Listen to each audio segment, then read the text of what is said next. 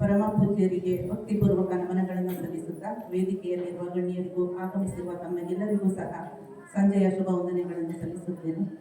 ಸ್ನೇಹಿತರೆ, ಮೊದಲಿಗೆ ನಾನು ಸ್ವಾಮೀಜಿ ಹತ್ರ ಕ್ಷಮೆ ಕೇಳ್ತೀನಿ. ಕಾರಣ ನಿನ್ನೆ ಬರ್ಲಿಕ್ಕೆ ಆಗಲಿಲ್ಲ, ಹಲವಾರು ಕಾರಣಗಳಿಂದ ನಾನು ಬರೋಕ್ಕಾಗಲಿಲ್ಲ. ಆದರೆ ಇದನ್ನು ಮಿಸ್ ಮಾಡ್ಕೊಂಡೆ ಅಂತ ನನಗೆ ತುಂಬ ನೋವಿದೆ. ಕಾರಣ ಇಷ್ಟೇ, ನಾವು ಇಂಥ ಪರಮ ಪೂಜ್ಯರನ್ನ ನಮ್ಮ ತಾಲೂಕಿನಲ್ಲಿ ನಾವು ಪಡೆದಿದ್ದೀವಿ ಅಂತ ಹೇಳೋಕ್ಕೆ ನಾನು ತುಂಬ ಹೆಮ್ಮೆ ಪಡ್ತೀನಿ.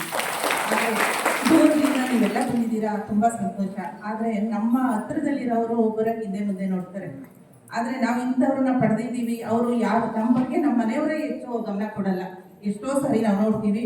ನನ್ನ ಬಗ್ಗೆ ನಾನು ಹೇಳಬೇಕು ಅಂದರೆ, ನನಗೆ ಹುಷಾರಿಲ್ಲ ಅಂದರೆ ನಮ್ಮ ಮನೆಯವ್ರಿಗೆ ಗೊತ್ತೇ ಇರಲ್ಲ. ನನಗೇನೋ ಮಾಡೋ ಕೆಲಸ ಎಲ್ಲ ಮಾಡ್ಬಿಟ್ಟು ನಾನು ಹಾಸ್ಪಿಟ್ಲಿಗೆ ಹೋಗ್ತೀನಿ. ಅಂಥದ್ರಲ್ಲಿ ನಮ್ಮ ಬಗ್ಗೆ, ನಮ್ಮ ಮಹಿಳೆಯರ ಬಗ್ಗೆ ಎಷ್ಟು ಕಾಳಜಿ ಇದೆ ನಮ್ಮ ಸ್ವಾಮೀಜಿಗೆ. ನಾವು ಅವ್ರಿಗೆ ಇಷ್ಟು ಅಭಾರಿಯಾಗಿ ಬೇಕಾಗುತ್ತೆ. ಇಂತಹ ಒಂದು ಅವಕಾಶವನ್ನು ಮಾಡಿಕೊಟ್ಟಿದ್ದಾರೆ. ಇದು ಪುಷ್ಪಗಿರಿ ಸಂಸ್ಥೆಯಿಂದ ಮಾತ್ರ ಸಾಧ್ಯ. ಇಲ್ಲಿ ಯಾರೂ ಈ ಥರ ಮಾಡಲ್ಲ. ಇದನ್ನ ಹೆಚ್ಚಾಗಿ ಎಲ್ಲರೂ ಉಪಯೋಗಿಸ್ಕೊಳ್ಳಿ.